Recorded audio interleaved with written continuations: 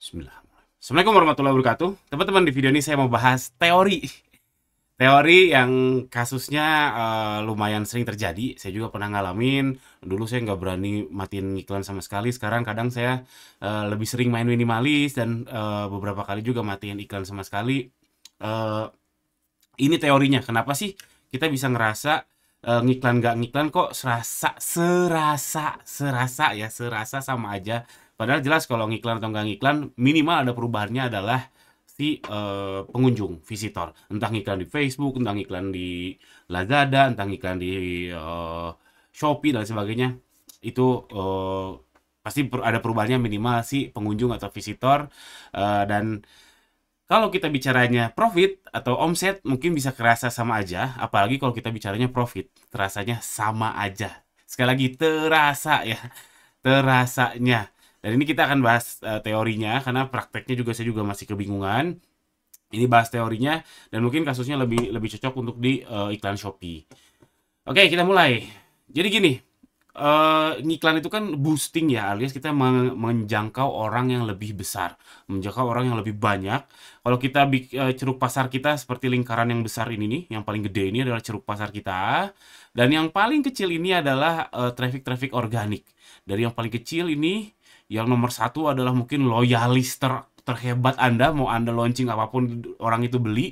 Dan yang paling ujung ini dari loyalis, yang paling ujung ini adalah yang paling nggak nyambung untuk ke produk Anda. Misalkan Anda jualannya knalpot motor, yang paling ujung sana adalah ibu-ibu yang nggak pernah naik motor, nggak punya uang juga, jadi kan nyaris nggak mungkin untuk beli knalpot motor. Artinya apa? Artinya dari traffic organik sampai traffic iklan ke luar ini, kualitas audiensnya berkurang. Ya, kualitas. Jadi kita bicara kualitas audiens, mulai dari relevansi antara produk sama si orang tersebut, buying powernya, purchasing powernya, atau keinginan untuk belinya, dan seterusnya. Jadi dari loyalis, yang lingkaran paling kecil, which is itu organik, karena tanpa iklan juga loyalis Anda tuh pasti beli. Kalau loyalis itu kan ya garis kerasnya gitu ya. Jadi tanpa diiklanin juga beli. Itulah di sini, di lingkaran paling kecil ini adalah organik. Dan yang paling kalau kita mau expand keluar, boosting iklan itu makin nggak nyambung, makin reach audience baru, makin nggak ya makin nggak kenal aja sama audiens sama produk kita. Lalu saya ilustrasikan lagi kayak gini. Kalau kita grafik di sini ada grafik Y-nya itu adalah kualitas si audience, kualitas si orang terhadap produk kita ya. Lalu kanan ini reach atau jumlah orang yang bisa kita jangkau. Dan di sini ada threshold organik, entah itu berapa, yang dimana loyalis itu tentu yang nomor 1 sampai nomor ke 10 misalkan.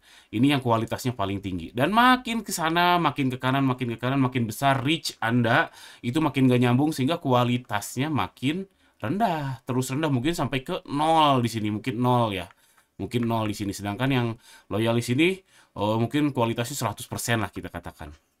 Nah, ini nyambungnya apa? Nyambungnya ke conversion rate. Karena kualitas orang yang kita jangkau, orang yang lihat produk kita di Shopee, di Tokopedia, itu nyambungnya ke kualitas, ke conversion rate.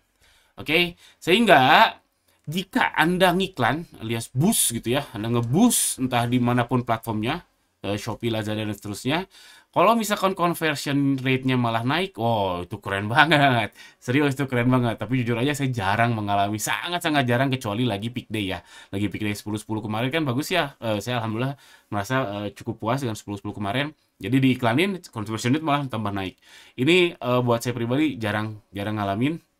Yang paling sering itu antara ini nih, conversion rate-nya stabil, misalkan conversion rate-nya 2% nih. Organik misalkan 100 pengunjung per hari, lalu di boost jadi 1000, conversion rate-nya tetap 2%, itu saya sudah cukup puas kalau bisa nemu kayak gitu. Itu udah bagus, conversion rate-nya stabil. Karena apa? Karena kan dari yang tadinya pengunjungnya 100, lalu jadi 1000, tapi conversion rate-nya tetap 2%. Dan ini kan penyebut ya, 100 sama 1000 itu penyebut. Kan conversion rate itu closing dibagi pengunjung ya, dibagi pengunjung. Kalau pengunjungnya naik dan rasio ininya tetap, artinya sudah bagus. Jadi ini lebih realistis kalau teman-teman ngiklan terus conversion rate-nya stabil.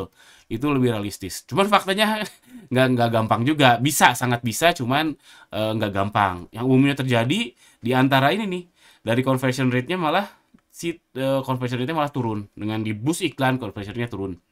Nah, threshold-nya di antara yang conversion-nya stabil sama turun, nah di antara ini performa iklannya, ya turunnya turun dikit sama turun banget. Nah, inilah settingan-settingan iklan yang ngerasanya no iklan tuh kayak biasa aja.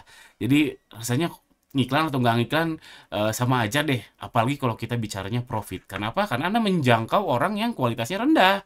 Yang oke, omsetnya mungkin naik, tapi kalau dihitung profit karena cost iklannya juga besar, jadinya serasa biasa aja. Biasanya kasusnya memang di kalau performa iklannya di area sini. Kalau realistisnya kejar di sini, conversion rate-nya stabil. Kalau mau bisa conversion rate-nya naik, wah hebat. Saya juga, saya pribadi susah banget untuk ngiklan, apalagi main agresif, main ofensif gitu ya, misalkan sampai 1.000 per klik misalkan, atau Facebook sampai 1 juta sehari, conversion rate-nya bisa naik, itu berat buat saya. Ini teorinya teman-teman. Jadi solusinya gimana? Nah, solusinya seperti saya bilang ini cuma teori. Solusinya saya juga bingung. Yang jelas pantau iklan versus conversion rate karena itu penting sekali. Metrik yang super duper penting. Jangan sampai Anda ini iklan nggak apa? Iklan udah habis banyak, conversion rate-nya malah makin turun makin turun makin turun. Bahayanya kalau apalagi di platform, apalagi di Shopee, Lazada, Tokopedia dan seterusnya, kalau conversion rate Anda terus merosot, si algoritma algoritma platform itu akan mencari orang-orang yang sejenis itu. Makanya kalau makin merosot, tambah merosot lagi, tambah merosot lagi, tambah merosot lagi. Jadinya tambah mahal lagi Anda ngiklannya dan seterusnya. Jadi hati-hati, pantau terus iklan versus conversion rate. Pantaunya seperti apa? Saya juga nggak tahu karena saya juga lagi mencari solusinya. Kalau teman-teman punya solusi biar bisa mencapai ngiklan yang ini setidaknya stabil atau ke atas ini, boleh banget tuliskan di kolom komentar di bawah. Sekian, jangan lupa subscribe. Itu aja. Assalamualaikum warahmatullahi wabarakatuh.